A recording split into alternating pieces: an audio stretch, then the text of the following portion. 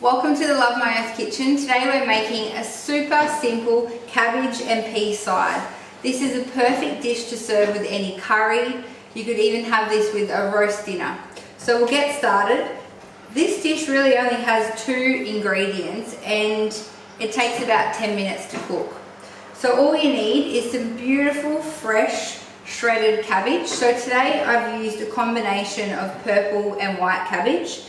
And really there's no particular reason for that, but visually it just makes the dish much more vibrant and beautiful, adding the purple cabbage into it. But if you only had white cabbage in the fridge, that would work just as well. So first of all, we're going to add some ghee. Now if you're vegan, you can substitute the ghee for sunflower oil or grapeseed oil or olive oil or whatever you like to cook with. But the oil is a key ingredient for this dish because it actually helps carry the flavour of the curry powder throughout the cabbage. So don't go too light in the oil section. You'll see here I've got quite a bit in here, probably about 2 good tablespoons of ghee. Now I've used a grass-fed cow ghee, and you can buy ghee from most supermarkets, organic food shops or health food stores. Now we'll just let that melt just a little bit. And then I'm going to add some black mustard seeds. Now it's important to use organic mustard seeds because most seeds are highly irradiated when they're coming into the country. So make sure you get a good one from your organic grocer. Now I'm going to add about a tablespoon of mustard seeds to the oil. Now with the mustard seeds, it's important to make sure they don't burn. So keep stirring them whilst they're in the oil, and then once they pop, they release their flavour into the oil, and that really may only take about 30 seconds. So we'll just stir them around in the pan, and already my mustard seeds are starting to, just a few are popping there. So basically we're ready to add the next ingredient. So now I'm going to add my shredded cabbage. If you don't have a quick shredding machine, you could also just chop your cabbage. Either way, it may just take a little bit longer to cook if you've got slightly bigger pieces.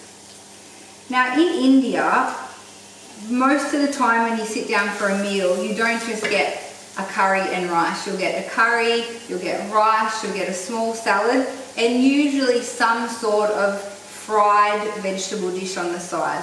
So that's where the inspiration for this dish comes from. And it really is a staple in our house whenever we're cooking a curry, because it's nice to have some vegetables on the side. So pour your cabbage in and then just give it a good sort of mix around in that oil and the mustard seeds. And then we're going to add a tablespoon of our Korma curry powder.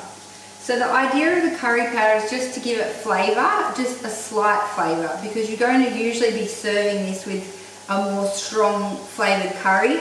So this is really just giving it a light hint of garlic and onion.